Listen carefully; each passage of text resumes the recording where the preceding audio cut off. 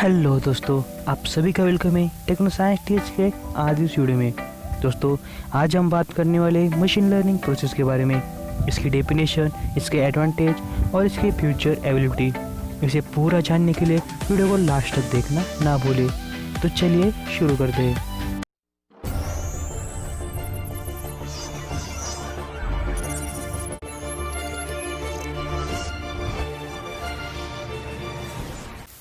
दोस्तों, अब हम जानेंगे मशीन लर्निंग के डेफिनेशन को। मशीन लर्निंग एप्लीकेशन होती है आर्टिफिशियल इंटेलिजेंस यानी कि एआई का, जो सिस्टम को एबिलिटी देती है ऑटोमेटिकली सीखने के लिए और इसका एक्सपीरियंस बढ़ाने के लिए।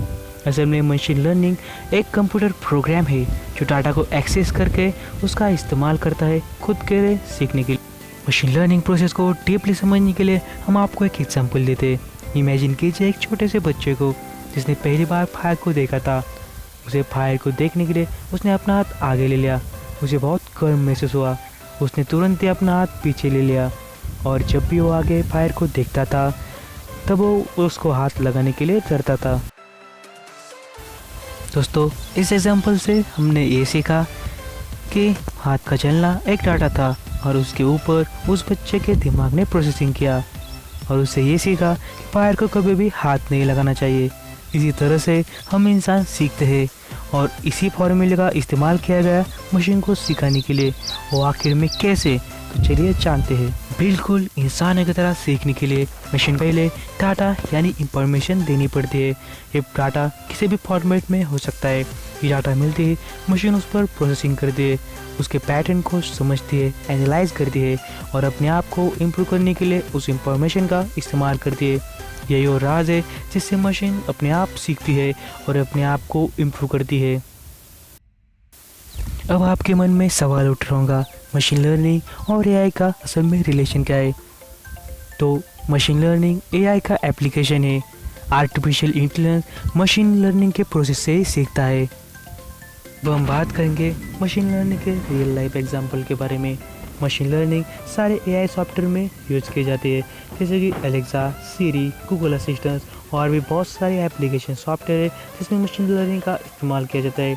Machine learning software industrial use में भी इस्तेमाल किए जाते हैं, यहाँ तक कि रॉकेट साइंस में भी मशीन लर्निंग प्रोसेस का इस्तेमाल करते हैं। अब हम बात करेंगे मशीन लर्निंग एप्लीकेशन और एग्जाम्पल के बारे में। अब हम पहले एप्लीकेशन की बात करेंगे। कंपनी या फिर इंडस्ट्रीज़ में कुछ ऐसे एरियाज़ होते हैं जिनमें बहुत ज़्यादा हाई रेडिएटिव हीट होती है, यानी कि बहुत ज़्यादा गर्म माहौल होता है, जैसे कि मैन्युफैक्चरिंग डिपार्टमेंट में। उसमें हम आम इंसान कभी भी काम नहीं कर पाते, इसलिए वहाँ पर मशीन लर्निंग बेस्ड रोबोट का इस्तेमाल किया जाता है ताकि वो काम आसानी से पूरा कर सके। दूसरा एप्लीकेशन है रिसर्च सेंटर। कुछ ऐसे रिसर्च सेंटर होते हैं जो काफ़ी रेडियो एक्टिव होते हैं, जैसे कि एग्जांपल के तौर पर न्यूक्लियर पावर प्लांट। उनमें काफ़ी रेडियो एक्टिव होती है जो ह्यूमन के लिए काफ़ी हार्मफुल होते हैं, इसलिए वहाँ पर भी मशीन लर्निंग बेस्ड रोबोट होते हैं जो इंसान का काम आसान कर देते हैं। तीसरा एप्लीकेशन है मोबाइल फ़ोन ऐप्स। जैसे कि मैंने पहले भी कहा था, ऐसे बहुत सारे एप्लीकेशन हमारे मोबाइल में होते हैं जिनमें मशीन लर्निंग प्रोसेस का इस्तेमाल किया जाता है, जैसे कि गूगल असिस्टेंट, सीरी, एलेक्सा। ये सारे एप्लीकेशन मशीन लर्निंग बेस्ड है। फोर्थ नंबर एप्लीकेशन है कंटिन्यूस इम्प्रूवमेंट, यानी कि मशीन समय के साथ अपने आप को इम्प्रूव कर देती है। इसी की वजह से एक्यूरेसी एंड रिजल्ट बढ़ जाता है और एरर कम हो जाता है। इसी के वजह से मशीन अपने आप को इम्प्रूव कर पाती है।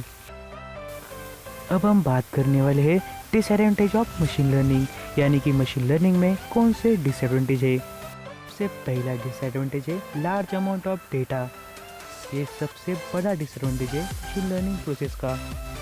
किसी भी मशीन को समझने के लिए, उसे एनालाइज करने के लिए बहुत ज़्यादा अमाउंट में डेटा की ज़रूरत होती है, मगर अगर डेटा कम हो तो मशीन उसे अच्छी तरह से एनालाइज नहीं कर पाती है और रिजल्ट भी नहीं दे पाती है। इसीलिए मशीन लर्निंग प्रोसेस को बहुत ज़्यादा डेटा की आवश्यकता होती है।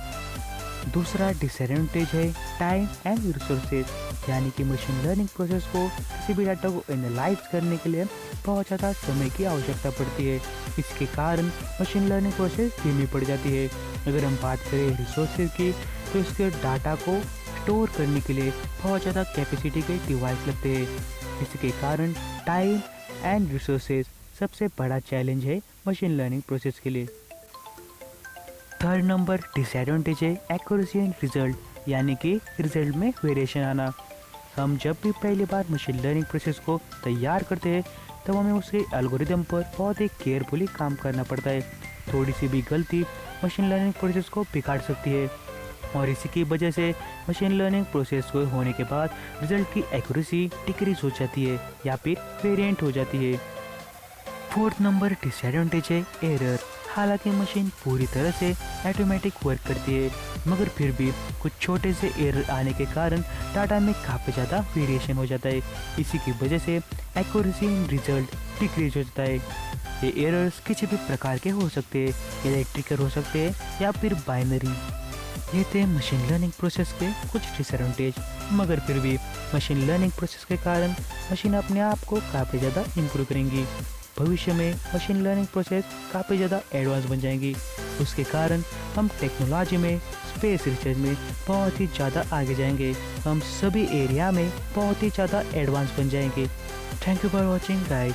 हमने हमारी लास्ट वीडियो की लिंक डिस्क्रिप्शन में दी है, उसे ज़रूर चेक करें।